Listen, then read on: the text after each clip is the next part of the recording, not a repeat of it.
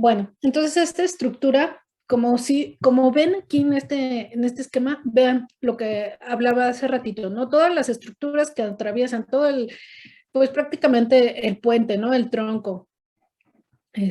Entonces atraviesan todos estos para culminar precisamente en la parte superior del mesencéfalo y de ahí proyectar a diferentes áreas. Entonces por eso les vuelvo a repetir, por eso quise manejarlo ahorita en este momento. Y bueno, la formación o la sustancia reticular está integrada por un cúmulo de neuronas que se establecen o que establecen un sistema multisimpático, sináptico entre sí. Todos estos acúmulos neuronales que se continúan unos con otros se les denomina formación reticular o sustancia reticular. Lo pueden encontrar de las dos formas. Y bueno, esta se va a extender desde la parte inferior del bulbo hasta el núcleo reticular del tálamo. Todo esto, pues obviamente va a recorrer toda esta gran parte y se encuentra por donde pasan las grandes vías aferentes y eferentes, por lo tanto está recibiendo en forma constante estímulos que van por todos estos trayectos de tal forma que esta formación mantiene un tono de actividad basal de las vías que van por el tronco encefálico hacia la corteza cerebral. Entonces, mantiene la comunicación, como les decía hace ratito, mantiene la comunicación de esta parte baja, desde médula, hacia la parte alta de mesencéfalo para comunicar, para continuar también este apoyo con las otras estructuras. Y bueno, esta formación reticular va a consistir en una serie de redes que es una serie de redes continua de células y fibras nerviosas que se ubican profundamente y que se extiende nuevamente desde la médula espinal a través del bulbo raquídeo, la protuberancia, el mesencéfalo, el subtálamo, el hipotálamo y el tálamo. Se va a dividir en tres columnas, como aparece ahí en el esquema, ¿no? La lateral, medial y mediana. La primera va a ocupar el plano medio y se denomina columna mediana y consiste en neuronas de tamaño intermedio. La segunda se denomina columna medial y contiene neuronas grandes. Y la tercera o columna lateral contiene principalmente neuronas pequeñas. Entonces, así es como se va a integrar esta formación reticular. Y bueno, dentro de este sistema se pueden establecer todavía otros segmentos o se puede dividir de otra forma, como sistema activador o facilitador ascendente. Aquí la sustancia reticular del mesencéfalo va a recibir estímulos sensitivos de las fibras nerviosas de la médula y estimula a su vez la corteza cerebral, manteniendo la vigilia. Este es uno. El otro, sistema activador descendente. La sustancia reticular de la protuberancia y el bulbo van a enviar fibras motoras a las motoneuronas de la médula espinal para facilitar así el tono muscular. Y ahí es donde ya podemos empezar a hablar de un sistema motor gamma, que es las células o las fibras que vamos a ver más adelante que llegan ya principalmente a los músculos y van a dar el tono, van a sensar el tono, la fuerza en la que están dando esa contracción. Y el tercero es el sistema inhibidor descendente. Aquí la formación reticular localizada en la parte distal del bulbo raquídeo produce la inhibición del tono motor. Entonces es por eso que les mencionaba que es importante que que les hablara de esta parte en esta ocasión. Y bueno, la formación reticular se va a encargar de enviar impulsos constantes a las neuronas de los núcleos neuromusculares de la médula y del tronco encefálico. Estos impulsos facilitan a las neuronas neuromusculares para que puedan actuar debidamente cuando reciben una orden voluntaria o cuando tengan que participar en un acto reflejo. También van a participar en la regulación del tono muscular. El núcleo bulbo protuberencial con su centro inhibidor recibe eferencias procedentes de las áreas supresoras de la corteza, que es la 4E, bueno, la 4, la 6, la 8, la 19 y la 24. A partir de este núcleo inhibidor, parten fibras en sentido descendente hasta las asas anteriores de la médula espinal y en particular a las células gamma de estas, lo que van a intervenir al uso muscular. A este fascículo que desde el bulbo, protuberancia, inhibidor llega a la médula espinal, se le va a conocer también como fascículo retículo espinal. Y este es el que va a regular el tono, ¿sí? También va a participar en eso, pero a través del uso muscular. El uso muscular, para que me entiendan, es esto. Este es un uso muscular.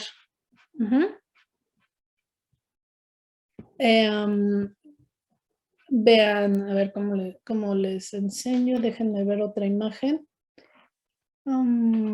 Esta es la fibra. Bueno, estas son las fibras musculares, ¿sí? Y adentro, que es lo que les decía, adentro hay otras fibras más especializadas, fibras musculares más especializadas, que son estas, ¿sí? Estas son las fibras, estas son las fibras del uso muscular. Entonces, es eso de lo que les estoy hablando acá arriba.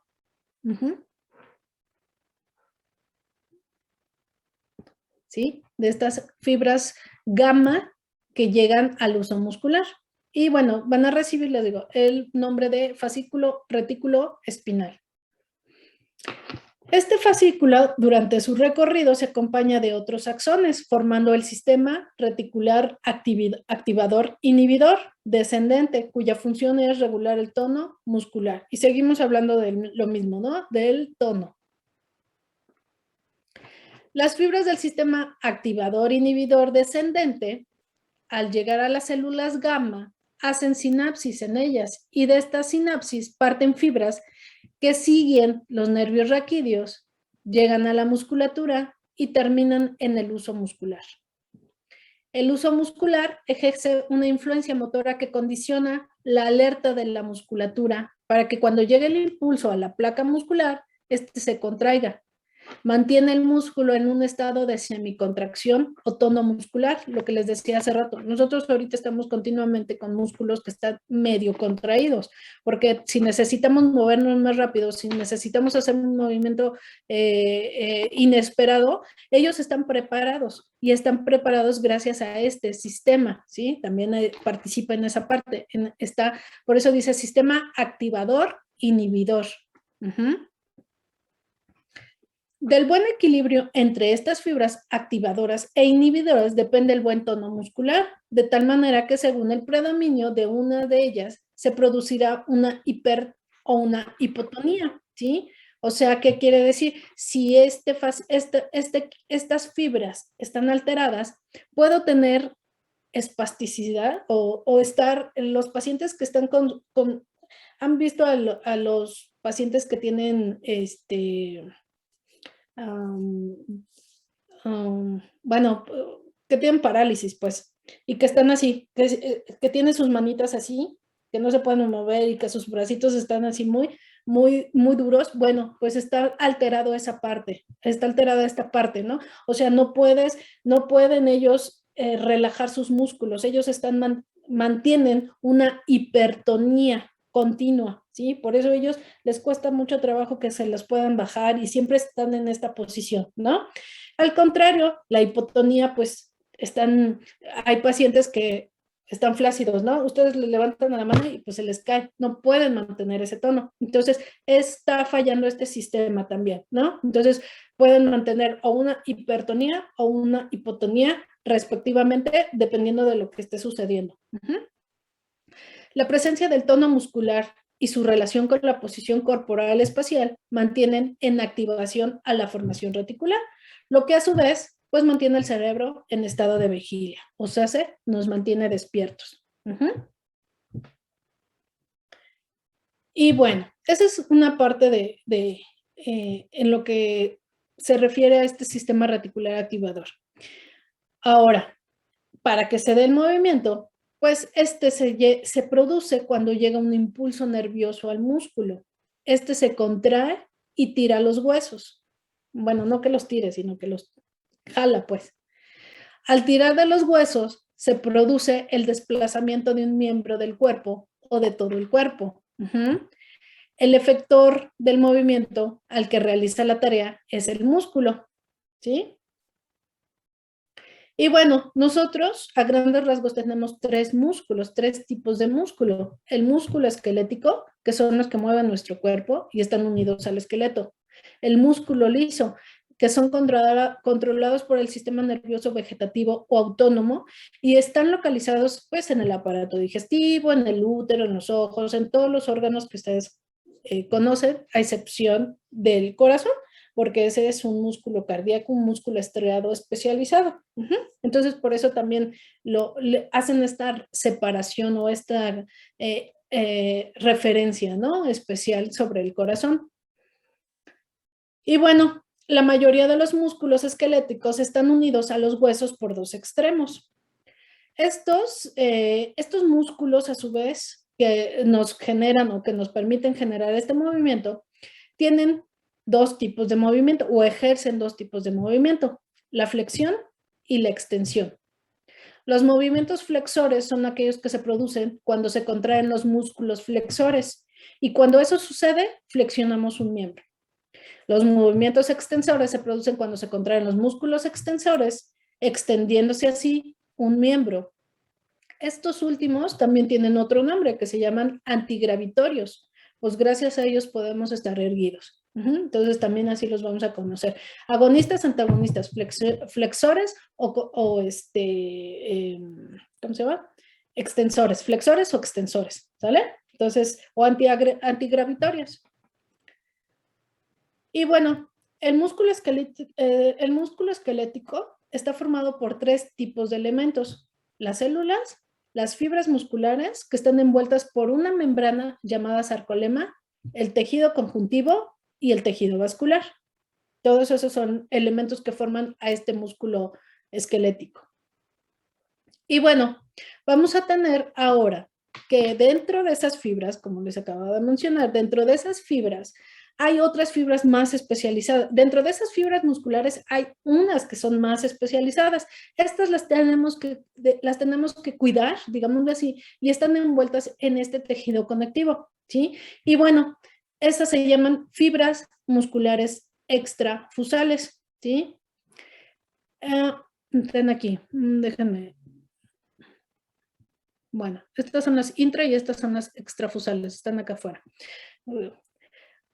Las fibras musculares extrafusales se llaman así porque están fuera de los usos. Los usos son estos son las fibras especializadas que están en el tejido conectivo, cuidadas, y las extrafusales, que son estas. Bueno, estas son, como les acabo de decir, están fuera de los usos musculares y están inervadas por axones de las motoneuronas alfa. Aquí están. Estas son las motoneuronas alfa. Vean aquí, neuronas motores. Tenemos las gamas, que las gamas son las que están adentro, y las alfa son estas, las que nosotros normalmente conocemos. Cuando vean la parte de la contracción muscular, le van a entender un poco mejor. Son estas son las que llegan, hagan de cuenta que está la fibra muscular y estas son las que llegan así como patitas, liberan la acetilcolina y al liberar la acetilcolina obviamente generan que se active el calcio y el calcio va a generar una activación de la troponina y la tropomiosina y esto va a ser la contracción. Entonces estas son las alfa, vean, vienen desde acá y se van a repartir en esta forma para como que enganchar, como para llegar hacia el músculo, ¿sí? Y bueno, cuando se contraen las fibras extrafusales, dan fuerza motora al músculo. Casi toda la fuerza motora proviene de estas fibras. Y acuérdense que estas fibras son las que les estaba hablando desde hace un rato, que son las que vienen desde el sistema nervioso para llegar ahí a actuar en esa zona. Y bueno, tenemos las fibras intrafusales, que estas son ahora sí, las especializadas para detectar y controlar el tono muscular. Bueno. Acá está.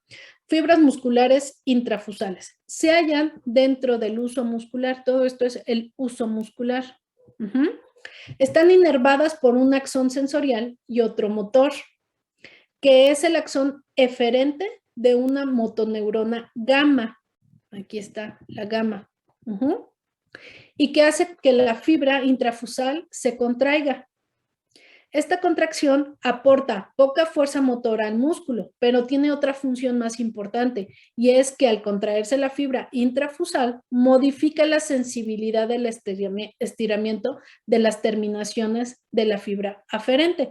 O sea, esta es la que nos va a cesar qué tanto se está estirando el músculo, y eso nos va a ayudar a la protección, porque nosotros obviamente tenemos un tope de estiramiento de los músculos. Si se pasa esto, obvio, se rompen las fibras. Entonces, este es el que le está avisando a nuestra corteza, le está avisando a nuestro sistema nervioso, ¿sabes qué? Se está estirando mucho. Si sigues, pues obviamente se va a romper, ¿sí? Entonces es ahí cuando pues nos movemos o hacemos algo para que ya no se siga elongando más esa fibra.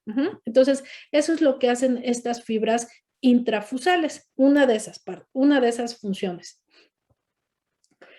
Bueno, la unidad motora. ¿Cuál es la unidad motora? Se llama así unidad motora al conjunto formado por la motoneurona alfa, su axón y todas las fibras musculares extrafusales inervadas por ella. Todo eso es la placa motora.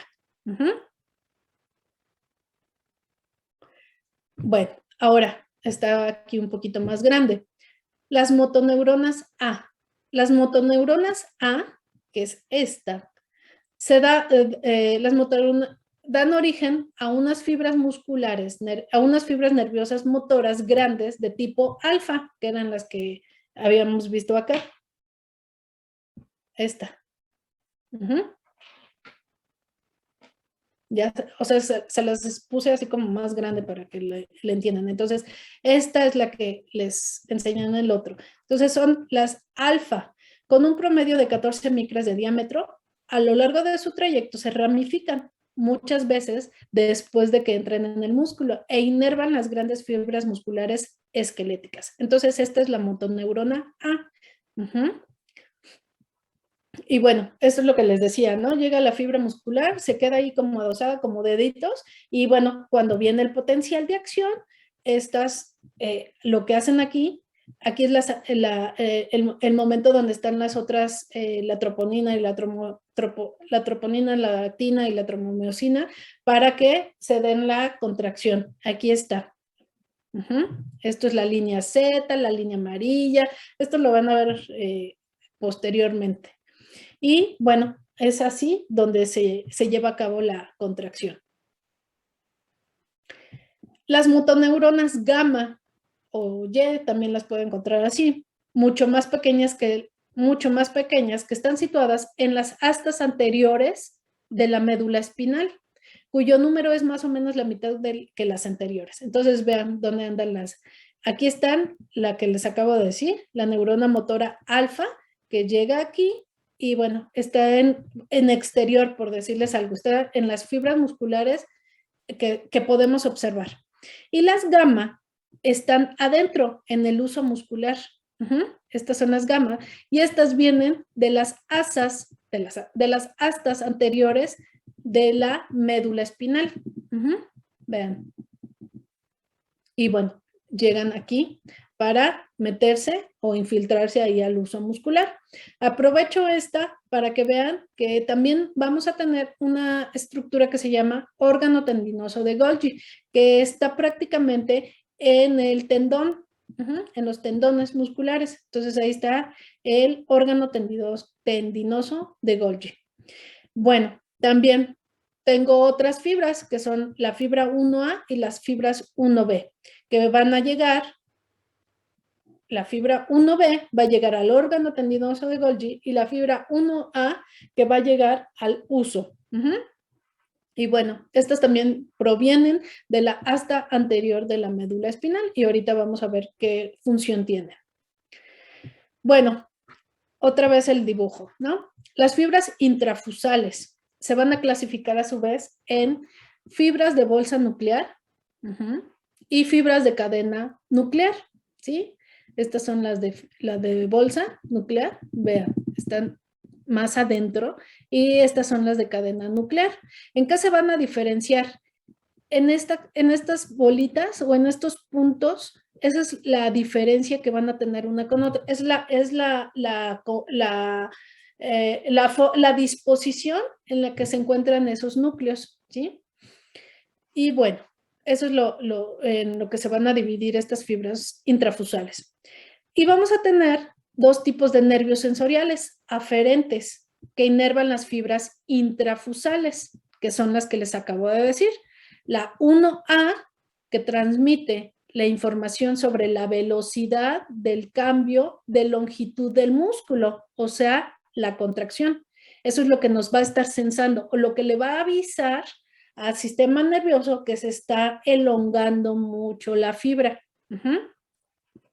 Y la 2, que va a inervar principalmente la fibra de cadena nuclear, ¿sí? La de cadena nuclear, y detecta la longitud de las fibras musculares. Entonces, eso es lo que van a hacer estas fibras, ¿sí? Estos nervios sensoriales, ¿sí? Vean, viene el axón de la motoneurona gamma, entra, se divide así en 1 y 2.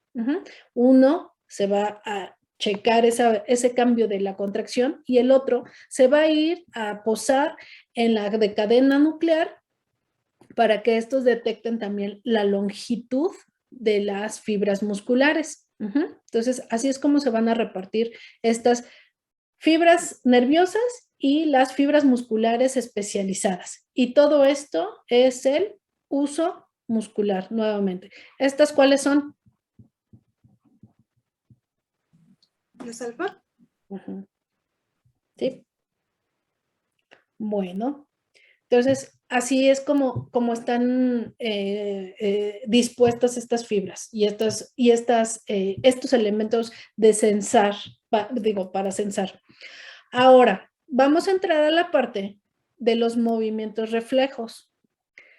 Ocurren de manera automática ante diversos estímulos y actúan sobre receptores sensoriales específicos. Esto desencadena un circuito neurológico en el sistema nervioso llamado arco reflejo, que es autónomo, constante y no consciente. Entonces, esto es el arco reflejo. Y bueno, aprovecho este dibujito. Tenemos el dedo, que es el receptor, es lo que nos platicaba el otro día Miguel. Llega el dedo, está una fuente de calor. Esto va a manejar, va a llevar el impulso sensitivo. El impulso sensitivo lo va a detectar la parte posterior de la médula, ¿sí? Y esa parte posterior de la médula va a hacer conexión aquí con una interneurona, ¿sí? Esa interneurona lo que le va a avisar a la neurona eferente, que es motora, le va a decir quítate, ¿sí? Y por eso aquí está el músculo efector. Entonces, la parte posterior o la parte anterior de la médula espinal es sensorial. La parte anterior es motora, ¿sí? Es eferente, aferente. Aferente, acuérdense, llega de lo externo hacia el sistema nervioso y lo eferente sale del sistema nervioso para ejecutar. Entonces, por eso, así es este circuito que estoy enseñándoles en este momento. Un arco reflejo es la acción realizada por un conjunto de estructuras anatómicas del sistema nervioso y va a estar involucrado lo siguiente, o va a constituir lo siguiente. Tiene que haber un receptor, una neurona sensitiva, una neurona o una interneurona, una neurona motora o eferente y el efector, que es el músculo. Entonces, esas son las unidades que constituyen. Ok, encontré esto en internet sobre O eferente. El efecto que es el músculo. Échale un ojo. Se activó esta cosa. Espérenme, déjenme quito. Cuidado, Porque... doctora, cuidado. ¿Eh? No, es Cuidado, es mi cosa esta del Siri que se activa a lo loco. Pero no lo puedo quitar. Ay, a ver si no vuelve otra vez. Bueno, me está ayudando. Es mi adjunto. Es Y su bueno, asistente. es mi asistente aquí, virtual. Bueno, entonces estas son las estructuras o son las estructuras que nos van a dar lugar al arco reflejo. Entonces acuérdense, es el receptor. A fuerzas tenemos que debe de haber un receptor. Ese receptor es el que va a llevar el impulso hacia la información o el estímulo hacia el axón de la neurona o lo lleva la neurona aferente, ¿sí? Que es sensorial. Después aquí hay una conexión con una interneurona para que le mande la información o le avise a la neurona motora o neurona eferente para que lleve a cabo la acción, ¿no? El efector. En este caso, pues es el músculo, ¿no? Que hace la retirada. ¿Vale? Bueno, esta acción es una respuesta estereotipada, o sea, que siempre es lo mismo, e involuntaria a un estímulo específico, como por ejemplo dar un golpe en el ligamento rotuliano. La respuesta estereotipada consiste en la coordinación rápida de las siguientes acciones. La excitación mediante un estímulo que provoca la conducción de un mensaje a la médula, la cual coordina la respuesta llevando a cabo la reacción. ¿Sí? Entonces, en pocas palabras, así es como se da el reflejo, de forma estereotipada, ¿no? De forma constante, de forma igual, parecida. Y bueno, es importante remarcar la diferencia del concepto y lo que conduce habitualmente a un reflejo, porque muchas veces tenemos la idea de que, es que fue por reflejo que hicimos esto, fue por reflejo que hicimos lo otro. Y no, un reflejo es que tiene ciertas estructuras que se coordinan para hacer el movimiento. A lo que nosotros a veces le llamamos que lo hicimos por reflejo, se le llama balísticos, movimientos balísticos, ¿sí? Estos se realizan en menos de medio segundo, pero requieren de un aprendizaje previo, nivel de conciencia activo y perfeccionamiento mediante la práctica, al igual que el andar. Un ejemplo es, dice, podría marcar la diferencia entre cuando algo está cayendo al piso y sin pensarlo lo atajamos. Entonces, ese es los movimientos balísticos, o sea, no necesitamos tener un estímulo propio, ¿sí? Algo que nos esté afectando y pues como dicen, por reflejo lo cachamos, pero en realidad no se llama reflejo, o sea, eso no es un reflejo, porque no hay un estímulo, no hay un receptor, sí llega a la médula, pero lo importante es que no hay un receptor, ¿sí? Entonces es por eso que es diferente el término reflejo, que no se debe de, bueno, les digo, aplicamos mal ese término, ¿no? De que lo hice por reflejo, no, se llama movimientos balísticos. Bueno, nuevamente, los elementos del arco reflejo, y aquí quiero hacer una diferencia que también luego ocupamos mal. No es lo mismo arco reflejo que acto reflejo, es diferente. El arco reflejo es el conjunto de las estructuras y el acto es la acción. Entonces, esa es la diferencia entre arco y acto, ¿sale? Y bueno, aquí está nuevamente el orden, si lo quieren ver así, el orden de las estructuras que conforman a este arco reflejo, que es el receptor sensorial. Después tenemos nuestra neurona, bueno, es la neurona sensorial que va a entrar a la asta posterior de la médula espinal, va a tener su interneurona que va a hacer la conexión o va a ser el medio para conectar a la parte motora, ¿sí? Y ejecute, ¿sí? Es la neurona motora que sale de la parte posterior y llega al órgano efector para dar, bueno, este caso, por ejemplo, es el músculo, pero también puede ser una glándula, ¿no? Entonces, eso es lo que estas son las estructuras que van a estar inmiscuidas en este arco reflejo. Dime, Edson.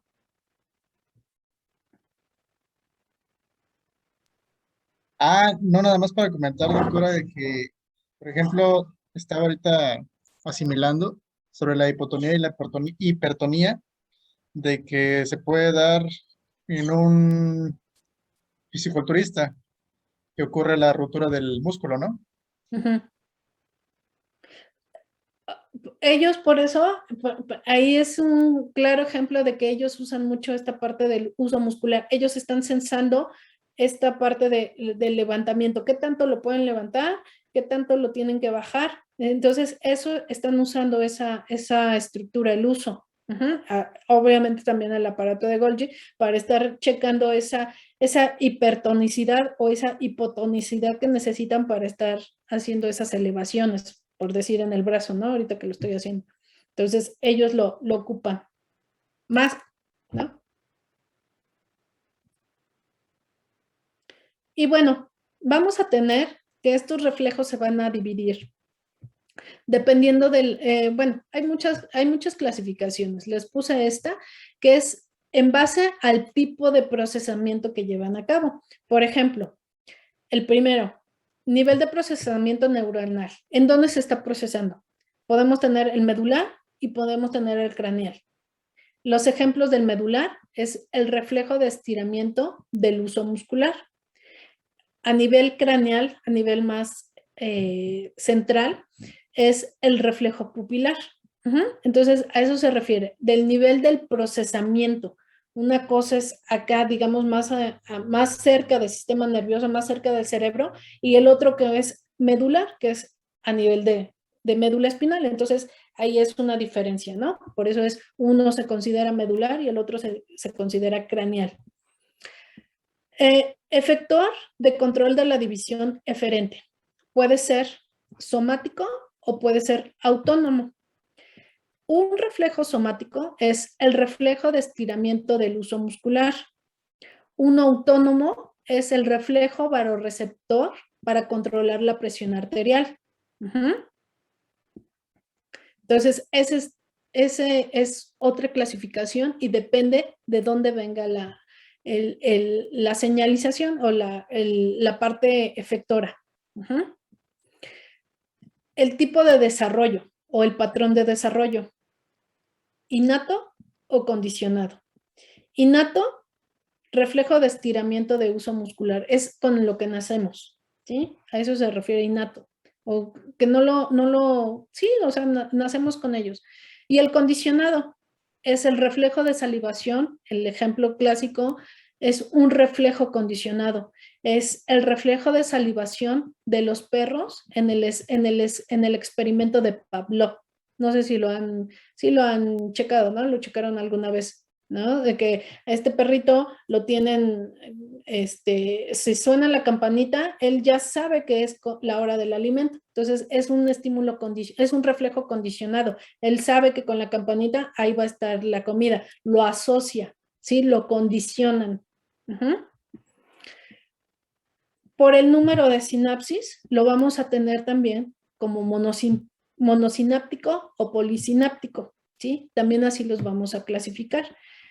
El monosináptico, el clásico, es el reflejo de estiramiento del uso muscular. Y el polisináptico, todos los demás reflejos, ¿sí? ¿A qué se refiere poli? Pues son muchas sinapsis, ¿sí? Y el mono, pues es una sinapsis. Entonces, así es como los vamos a clasificar de acuerdo a, por ejemplo, a su nivel de proceso, a su nivel de procesamiento, a su nivel de quién lo controla, si es el sistema autónomo o el somático, quién lo desarrolla, si con lo que nacemos o no lo vamos desarrollando con el tiempo, y el número de vías de sinapsis.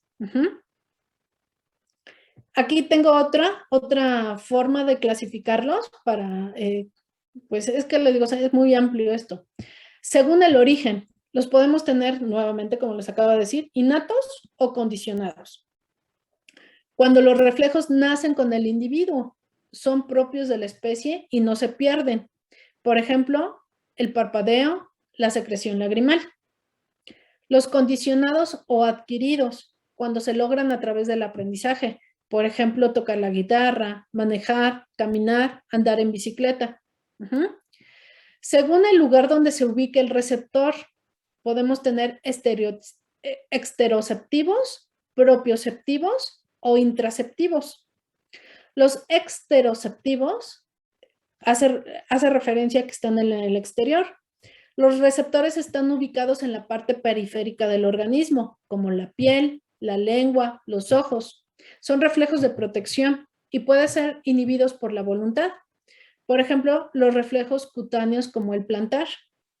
¿Qué otros reflejos podemos inhibir que son de protección? La tos, ¿sí? Es un reflejo, la tos es un reflejo de protección, pero lo podemos inhibir porque podemos decir, en este momento no quiero toser, ¿sí? Entonces ahí lo podemos inhibir.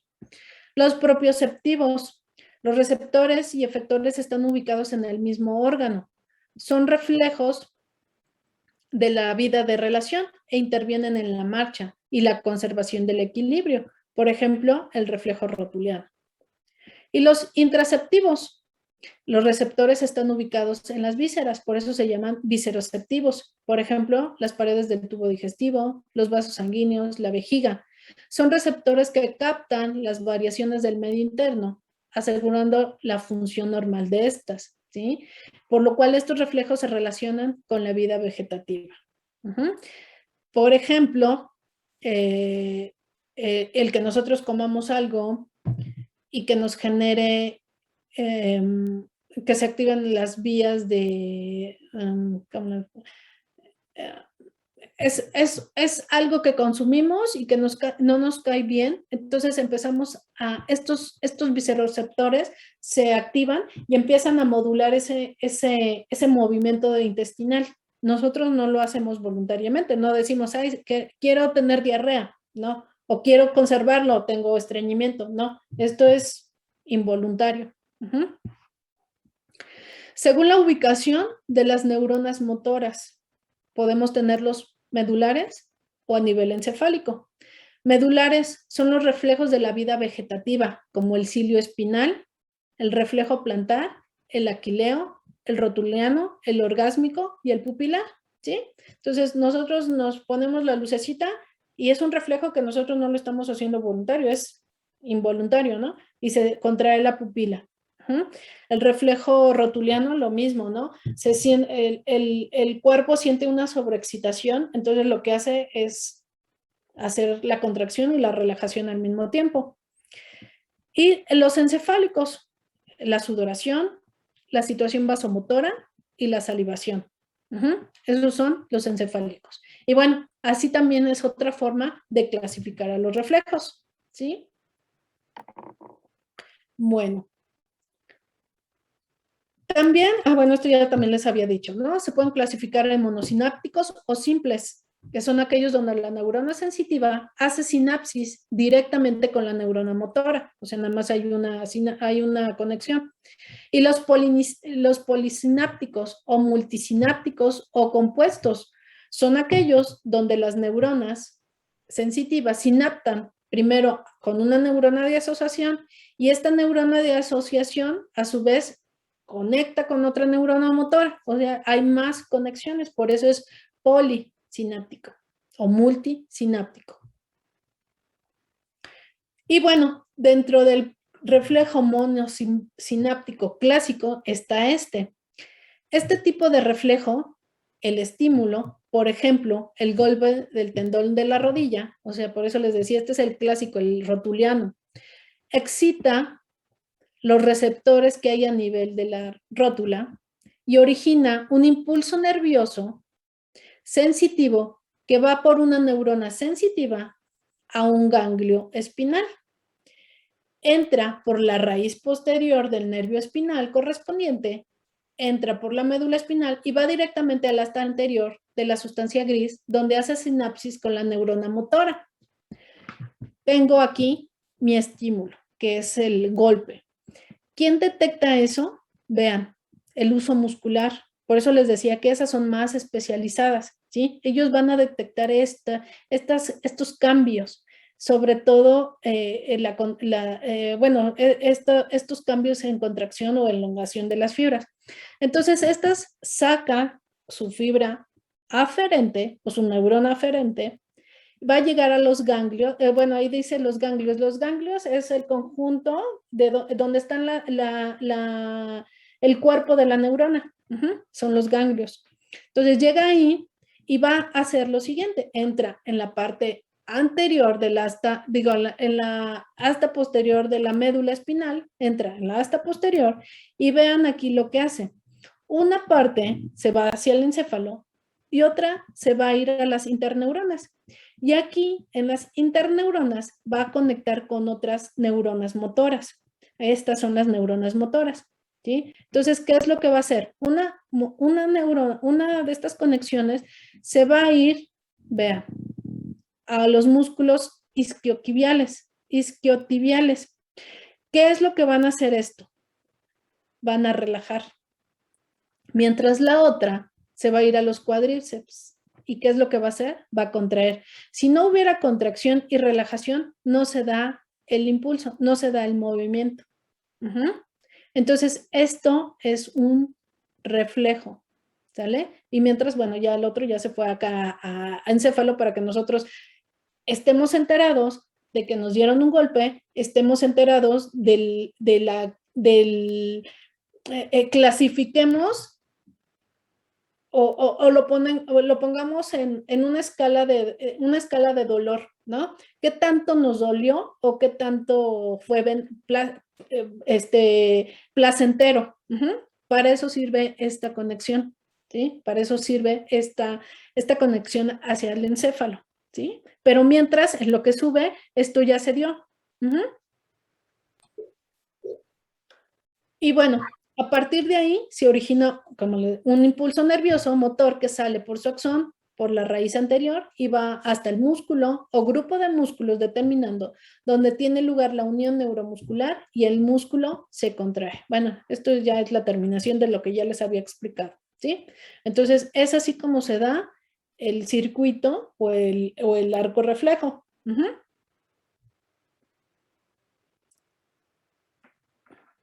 Vean.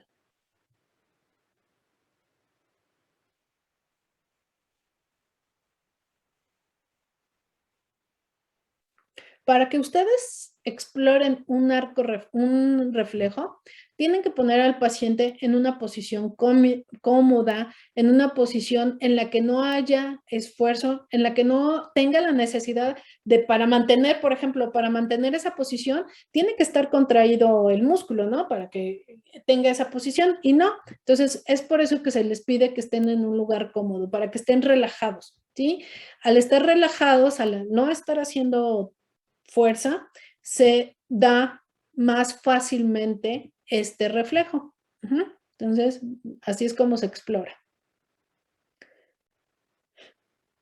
Bueno, también tenemos un reflejo de estiramiento. El estímulo es una percusión en el tendón. Ello provoca una distensión de los receptores que hay en el músculo correspondiente y se origina un impulso nervioso aferente que viaja por una neurona motora también a este nivel de la médula espinal en el asta anterior. Se desencadena un impulso nervioso motor que va a los músculos correspondientes y provoca su contracción muscular. Ocurre en una parte muy pequeña de la médula espinal que incluye pocos segmentos medulares. Bueno, esto se los puse así también, porque ese reflejo monosináptico también se le va a conocer como reflejo de estiramiento.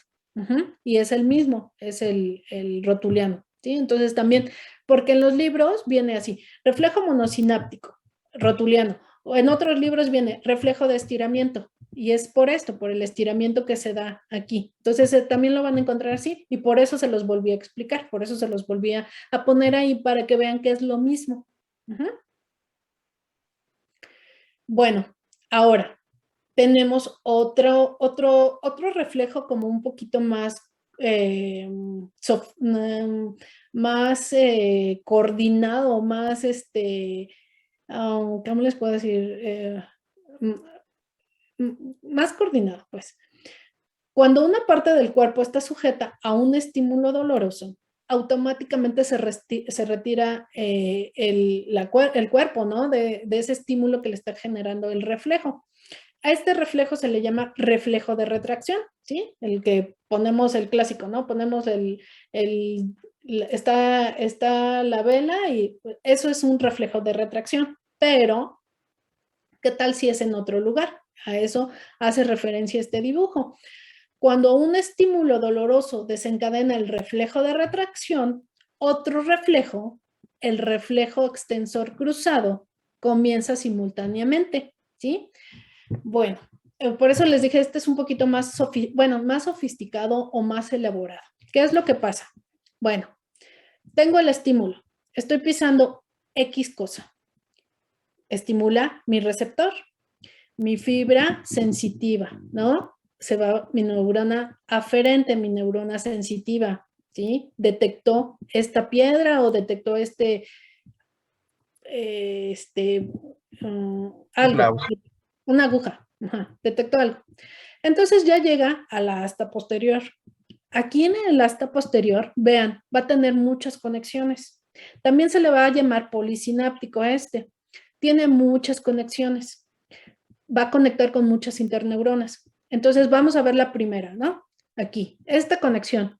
Bueno, esta va a salir por las astas anteriores motoras.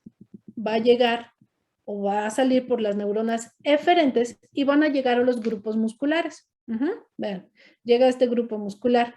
Pero también llega a este otro grupo muscular, que finalmente es el que varias fibras musculares nos van a dar lugar al músculo más grande que se llama cuádriceps.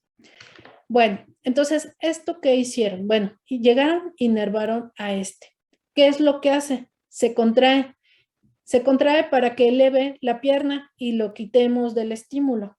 Pero obviamente, si no tenemos coordinada la otra pierna, nos caemos. Entonces es por eso que precisamente esta misma fibra le avisa a las otras que se tienen que poner listas porque voy a levantar esta pierna. Entonces, ¿qué es lo que hacen estas? Vean, la 3 y la 4 mantienen el equilibrio gracias a la estiramiento de este cuádriceps, del cuádriceps de la otra pierna, para mantener el equilibrio mientras yo levanto esta. Por eso es un reflejo, o se llama así, reflejo extensor cruzado. Cruzamos aquí para la otra pierna.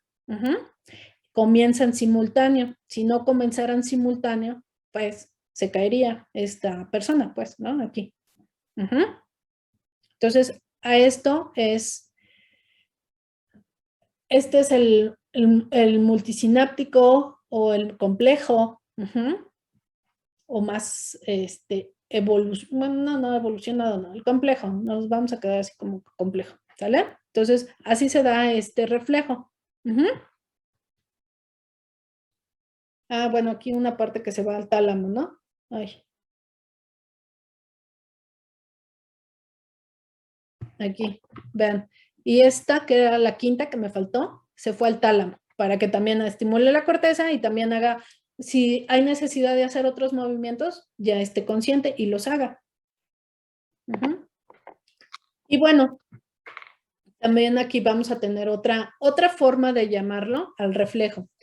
Es una respuesta fisiológica automática que causa la relajación de un músculo que está sometido a una gran tensión. Es inverso porque es a una respuesta antagónica del reflejo miotático. Bueno, aquí tengo esta contracción sostenida. Este reflejo miotático inverso o de tensión, me va a ayudar a proteger a mi tendón, a proteger esta estructura, ¿sí? Esta estructura tiene que estar protegida porque si yo le mantengo esa tensión, lo voy a romper. Entonces, eso es lo que hace finalmente o a lo que está destinado este reflejo inverso. Es hacer, pues como el nombre lo dice, es inverso, ¿sí? Es de liberación de la tensión. Bueno, este no está tan, no hay mucho que hablar de este, es muy corto. Y bueno, aquí vamos a hablar del Otra estructura importante que es el órgano tendinoso de Golgi. Como les dije, está a esta altura entre el tendón y el inicio de la fibra muscular. Ahí está el órgano tendinoso de Golgi. Bueno, ¿qué es lo que hace? La tensión sobre el tendón activa la neurona sensorial. Este es otro que le está avisando qué es lo que está pasando con nuestro músculo. Entonces, se activa y va a dar lugar como respuesta a se activa la neurona sensorial. La neurona sensorial, acuérdense, llega en la asta posterior, llega con su interneurona. Esta interneurona inhibe a la motoneurona y esta motoneurona alfa, que está inhibida, va a generar la tensión sobre el tendón y se reduce. Bueno, la tensión sobre el tendón que estaba aquí se va a reducir, ¿sí? Entonces, para eso sirve, para que yo proteja también a mi tendón, proteja a mi músculo y no genere un aumento de la tensión y se rompan, ¿sí? Cuando sobreviene esto es cuando hay ruptura de tendones, ruptura de fibras, porque se generó se extralimitó esto, ¿no? O sea, esto no fue, no le hicieron caso, pues, a esta información y pues continuaron haciendo el movimiento o, pues sí, continuaron haciendo el movimiento y pues se rompen los tendones, ¿sí? Entonces, esto es como actúa también o la acción del órgano tendinoso de Golgi. ¿Sale? Entonces, también les digo, nos va a censar, nos va a avisar de cómo está ejecutándose el movimiento, con qué fuerza, con qué tensión se está generando el movimiento de las fibras. Y bueno, como dice aquí, un aumento de la tensión muscular estimula la actividad de las terminaciones nerviosas sensoriales en el órgano tendinoso de Golgi.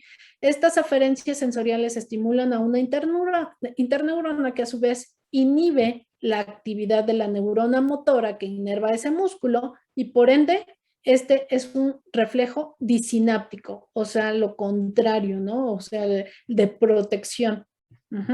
Entonces, necesito que disminuyan esa tensión para que no me afecte o no se rompa la fibra o no se rompa el tendón, ¿vale?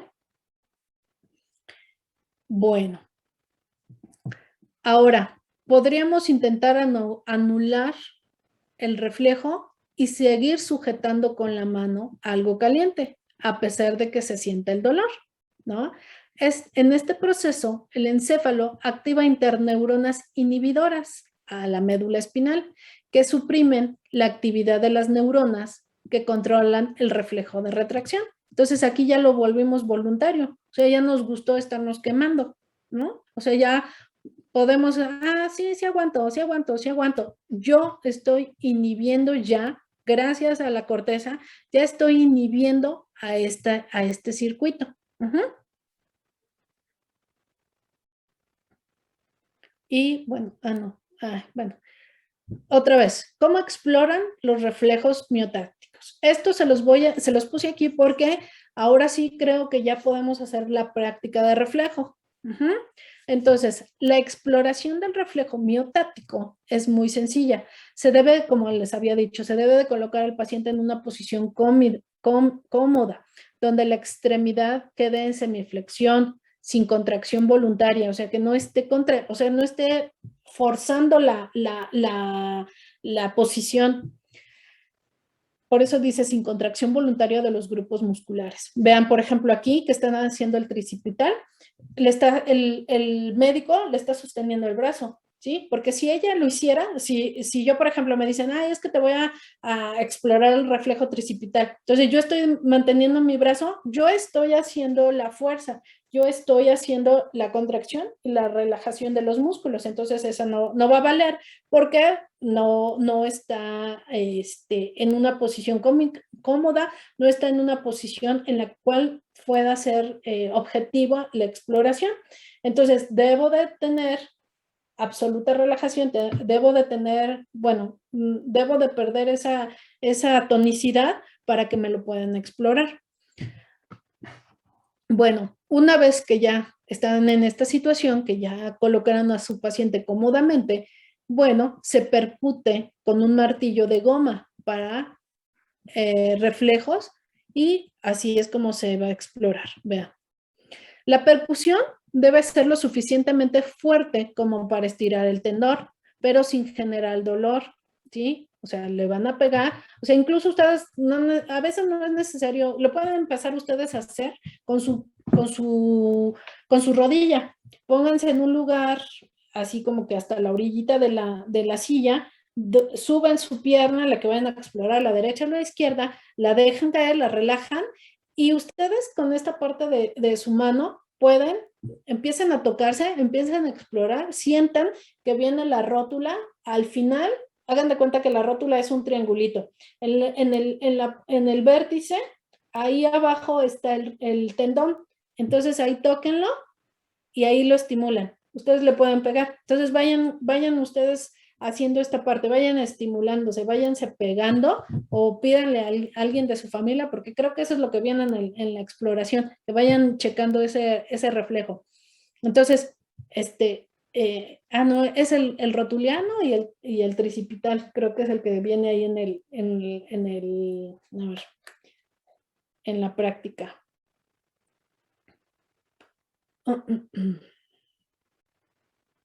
¿Dónde está? ¿Dónde está? Fisio. Ay. Fisiología. ¿Dónde los tengo? Ya hasta los perdí.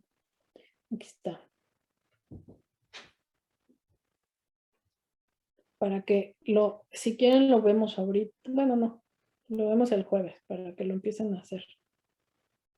Reflejo.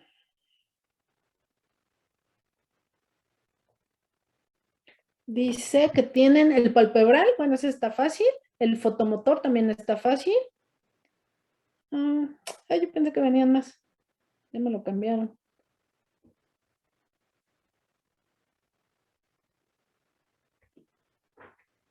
Ya me los cambiaron, porque sí se hacían los otros reflejos. ¿Dónde está?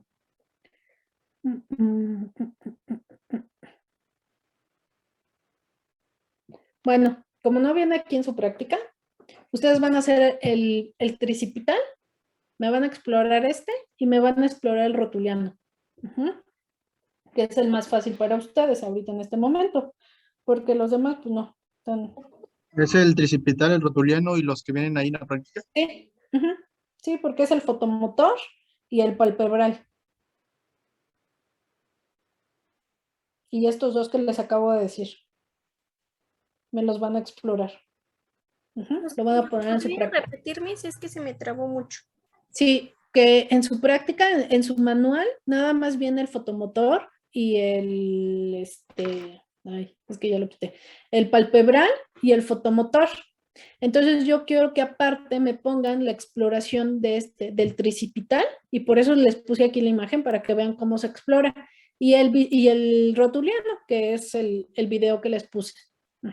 Entonces, para que lo exploren con su familia y obviamente ustedes lo pueden hacer. El rotuliano lo pueden hacer hasta con ustedes mismos. El tricipital sí está un poquito más complicado que lo haga en ustedes. Entonces, eso es lo que me van a agregar en esa práctica. Bueno, entonces es esto. Y bueno, para que también se les hace para que nosotros sepamos si es patológico o está bien el paciente o no está hiperestimulado o hipotónico o hipertónico el paciente, hay una clasificación que se llama ROT, ¿sí? Y depende de lo encontremos, le vamos a llamar así. Arreflexia, cuando no hay estímulo, no hay respuesta. ROT 1 sobre 4, ROT 1 sobre 4, ¿qué quiere decir? Que son cuatro formas o cuatro formas de presentarse y por eso se pone ese 4. Entonces, ROT quiere decir reflejos osteotendinosos. 1 de 4. Quiere decir que este es un reflejo osteotendinoso grado 1 sobre 4 o que hay una hiporreflexia. O sea, hay respuesta, pero es muy débil. El ROT 2 sobre el 4 es la respuesta normal. Debe haber una contracción perceptible, pero sin que llegue a generar un movimiento importante de la extremidad o un movimiento exagerado. El ROD de 3/4, también conocido como hiperreflexia, es la respuesta al estímulo. En esta respuesta al estímulo hay una contracción enérgica, una contracción exagerada. El ROD 4/4, también conocido como clonus. Después de estimular el tendón, hay contracciones repetitivas y sostenidas de ese grupo muscular involucrado. Es decir, se pierde el patrón de estímulo-contracción y pasa al patrón estímulo, contracción, contracción, contracción, hasta que se agota el reflejo, ¿sí? Entonces, eso quiere decir el 4/4. Lo dejamos estimulado. Entonces, sigue, hasta que ya se agote y ya, deja de. Eso es un clonus. Entonces, así es como se presentan los reflejos, desde que no hay ni siquiera respuesta, una respuesta débil, la respuesta normal, la hiperrespuesta y la respuesta sostenida, ¿sí? Entonces, esa es la clasificación de los reflejos osteotendinosos. Bueno, el reflejo miotático es sumamente importante para mantener el tono muscular, regular el equilibrio y prevenir las lesiones. El grado de elongación de las fibras musculares permite, a través de este reflejo, que exista un tono muscular adecuado y balanceado entre los músculos agonistas y antagonistas, manteniendo así una postura adecuada. La inervación recíproca. Bueno, ¿qué quiere decir? Esta inervación recíproca nos hace referencia a una ley. Esta ley se llama ley de Sherrington, que afirma que cuando se contrae un músculo como resultado de una acción nerviosa, los músculos antagonistas de aquel reciben una señal simultánea que los inhibe. O sea, lo que quiere decir que mientras uno se contrae, el otro se tiene que relajar, ¿sí? Es como dice ahí abajo. Cuando realizamos una contracción de los bíceps, su antagonista, el tríceps, se tiene que relajar. Entonces, a eso se llama inervación recíproca, ¿sí? Mientras uno se relaja, el otro se contrae, si no, no se puede hacer el movimiento, ¿sí? Si no, no podríamos hacer esto, por ejemplo, ¿no? Uno se está relajando y el bíceps, lo estoy contrayendo. Como el Eso. ejemplo que vio también de los cuádriceps, ¿no? Ajá.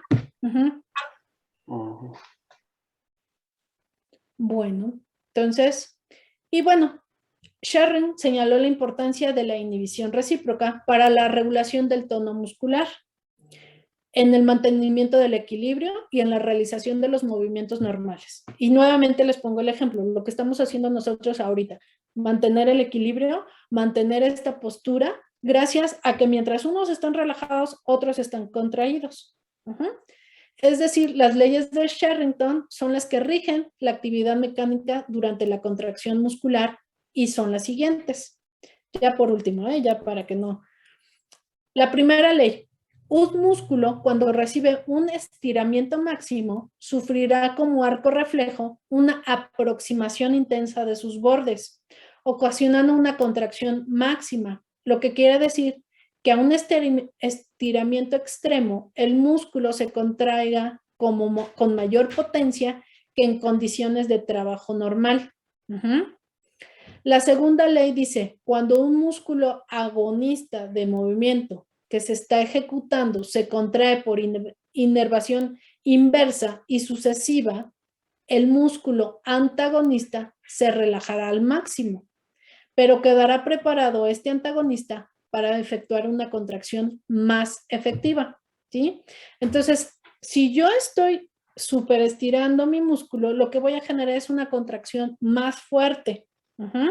A la inversa o la segunda ley, ¿no? Si el músculo que es el antagonista, se va a relajar al máximo para que el agonista tenga una contracción más fuerte, ¿sí? Más efectiva.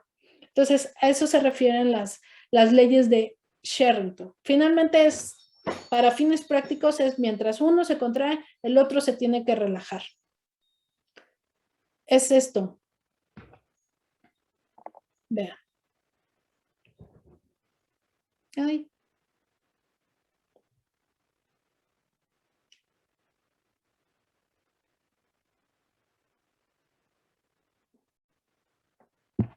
A ver, espérenme tantito. Porque yo sí lo estoy viendo acá, pero acá dice que no tengo